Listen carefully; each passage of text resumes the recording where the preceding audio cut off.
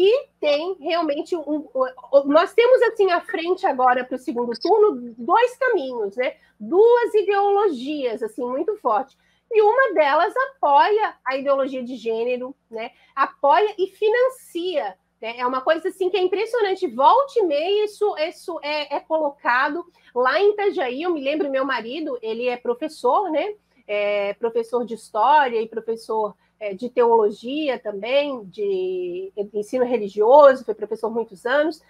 E a gente viu lá na Secretaria de Educação de Itajaí, a cidade onde a gente morava, essa coordenadoria de inclusão de gênero, sabe, para as escolas mesmo ali de criancinhas mesmo, de ensino fundamental, assim, o início, já tratando sobre esse tema, falando sobre inclusão, né? Querendo dizer assim, querendo que nós, enquanto mães, né, acreditemos que é importante falar sobre isso com os nossos filhos, é importante falar sobre gênero, sobre o sexo, enfim, né, eles querem nos fazer acreditar nisso. Então, por isso que é importante a gente, nesse ponto, apoiar a educação domiciliar, não como uma forma de fuga, porque ainda tem disso, né? A Andira, ela faz a educação domiciliar com os filhos, né? Com as filhas em casa, a Cris também, e sabem disso. Tem muita gente que tem assim uma visão totalmente distorcida do que é a educação domiciliar, e tem muitas pessoas que falam assim que isso, não, mas eles vão deixar as crianças sem convivência, né? Tem assim um monte de mito, mas também por conta dessa questão do gênero, né, da ideologia de gênero, nós somos a favor da educação domiciliar, né? E assim, para quem está entrando agora na nossa live, eu expliquei no início que a Cris Oliveira, ela é secretária da Associação de Famílias e Educadores Católicos aqui do Rio de Janeiro, e eles têm uma live daqui a pouquinho. Então, a Cris, como é secretária da associação, precisa lá estar lá nos bastidores, né, Cris, hoje.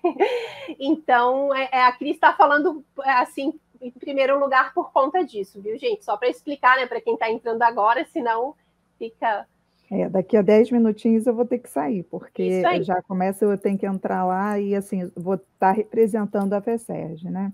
Isso mesmo. E aí você pode, então, falar nesse ponto a respeito da ideologia de gênero, né? Até como você é professora de física, eu acho o máximo, eu acho muito chique uma professora de física, eu acho lindo mesmo, eu admiro, assim, porque eu tenho muita dificuldade com matérias, assim, exatas, né? Eu acho, assim, muito chique, muito lindo. Primeiro, só um parênteses aqui, né? Mas... Pode contar para a gente também então, o que é a FESERJ, Cris, como ela surgiu, né? Como ela atua hoje em dia. Tá bom. Eu vou tocar primeiro nessa questão da ideologia do gênero, porque o que acontece? A gente recebe material do Estado e, assim, cumpra-se. Você tem que cumprir. Como professora do Estado, é a minha vivência, né?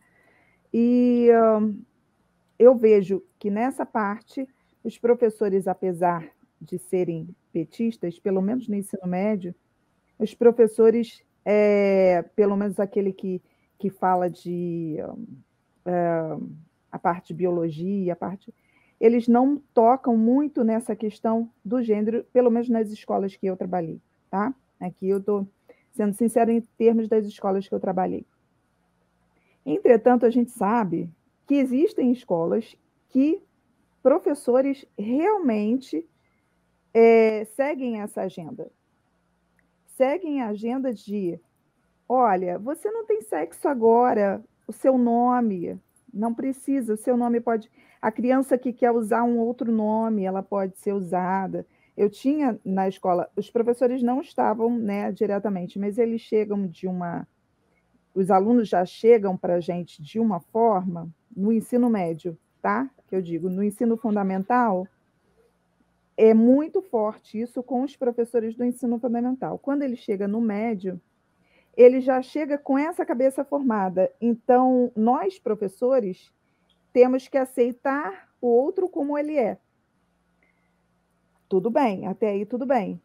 Mas, não, me chama por outro nome, ou então eu posso me vestir como eu quero, como menino ou menina.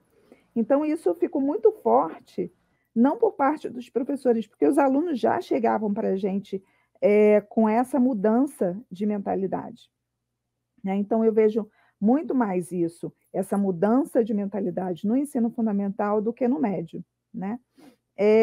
Por que eu estou também dizendo isso? Por conta do meu filho. Quando a gente tirou ele da escola, eu não digo só escola particular, pública, não, particular também.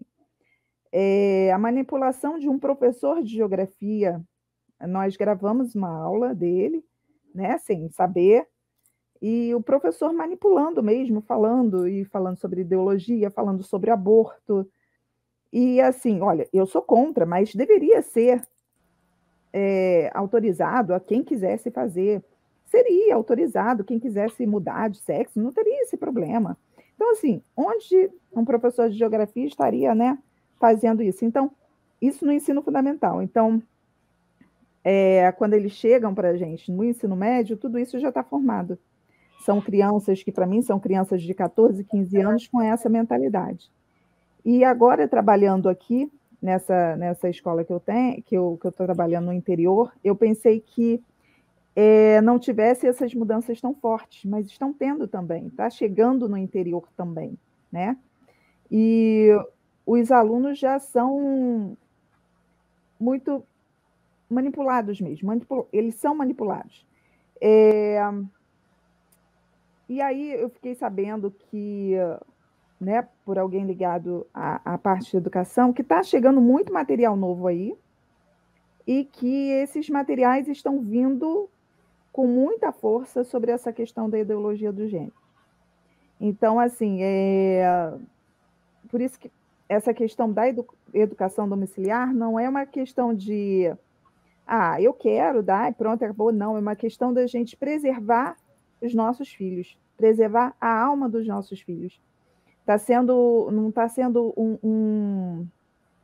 uma questão de fugir do sistema, mas e sim de salvá-los desse sistema que a gente vive hoje, né? Então, a gente formou um grupo, né, de famílias educadoras que queriam algo mais, não só se encontrar, né, dentro do homeschooling, a gente se encontrava todo mês, então a gente queria algo mais para estar ajudando essas famílias, né? A quem quisesse educar seus filhos, mas não sabia por onde começar, não sabia quais as orientações, né? Então a gente orienta a família como ela deve agir perante a escola, perante os próprios familiares, né? Então a gente decidiu abrir em 2019, assim, a gente decidiu abrir, só que nós ficamos 1 ano para escrever todo o estatuto, com todo o conteúdo necessário para que a gente se respaldasse, e respaldasse também as famílias. Então, a gente, em 2020, em agosto de 2020, a gente abriu a FESERJ, agosto de 2021, a gente abriu a FESERJ, e agora em 2022 a gente completou 1 ano, né?